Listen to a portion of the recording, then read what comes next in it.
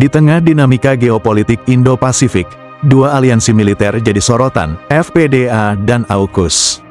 Meski Indonesia bukan bagian dari keduanya, dampaknya langsung terasa. Dua kekuatan ini bisa jadi tameng keamanan, tapi sekaligus ancaman tersembunyi. Benarkah FPDA dan AUKUS adalah pedang bermata dua bagi Indonesia? Pertama, mari kita bahas FPDA atau Five Power Defense Arrangements.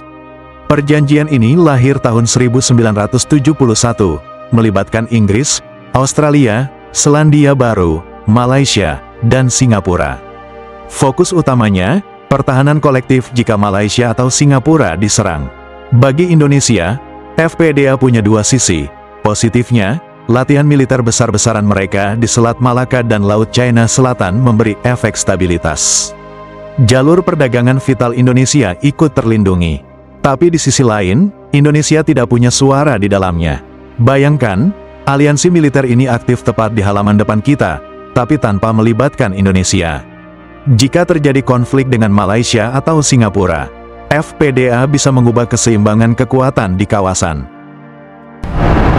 Berikutnya, AUKUS, aliansi baru yang diumumkan tahun 2021 oleh Australia, Inggris, dan Amerika Serikat. Poin paling kontroversial adalah transfer teknologi kapal selam bertenaga nuklir untuk Australia. Bagi Indonesia, AUKUS juga membawa dua wajah. Positifnya, keberadaan AUKUS bisa jadi penyeimbang kekuatan China di Laut China Selatan. Indonesia mendapat efek perlindungan tidak langsung. Tapi negatifnya, AUKUS berpotensi memicu rivalitas blok di Asia Tenggara.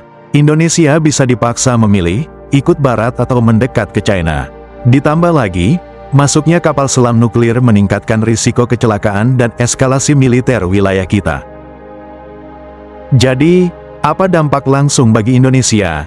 Ada 3 poin penting. Keseimbangan kekuatan di kawasan FPDA dan AUKUS bisa mencegah dominasi tunggal China, tapi juga menciptakan ketegangan baru. Indonesia harus ekstra hati-hati. ASEAN tergeser, aliansi-aliansi baru ini berjalan di luar kerangka ASEAN. Padahal, selama ini ASEAN adalah wadah diplomasi utama Indonesia. Jika ASEAN melemah, suara Indonesia bisa berkurang. Perlombaan senjata latihan FPDA dan kapal selam AUKUS memicu efek domino. Negara-negara Asia Tenggara, termasuk Indonesia, terdorong meningkatkan anggaran militer. TNI bisa mendapat keuntungan berupa modernisasi, tapi juga terbebani dengan tuntutan pengeluaran besar. Jadi, bagaimana sebenarnya Indonesia menyikapi kehadiran FPDA dan AUKUS? Sejak awal, politik luar negeri Indonesia selalu berpegang pada prinsip bebas dan aktif. Artinya sederhana, kita tidak berpihak pada blok manapun, tapi tetap aktif menjaga stabilitas kawasan. Strateginya jelas. Pertama, memperkuat diplomasi lewat ASEAN. Indonesia ingin ASEAN tetap jadi aktor utama dalam keamanan regional, bukan sekadar penonton di pinggir arena. Kedua, meningkatkan kekuatan TNI, terutama di laut dan udara.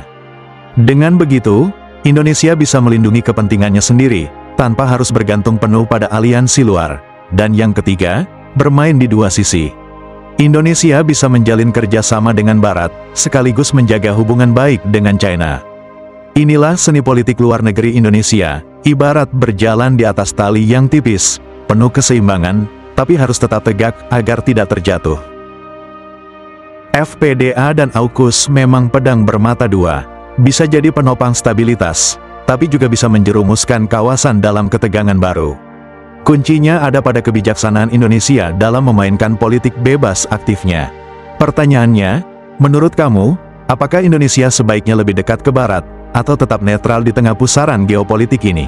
Kalau kamu suka dengan pembahasan seperti ini, jangan lupa klik tombol like, share ke teman-temanmu, dan pastikan kamu sudah subscribe channel ini agar tidak ketinggalan analisis geopolitik dan militer terbaru.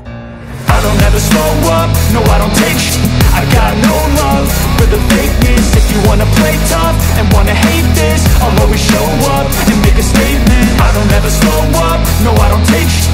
I got no love for the fakeness. If you wanna play tough and wanna hate this, I'll always show up and make a statement. Everything I do so instinctive and so passionate. Every word I move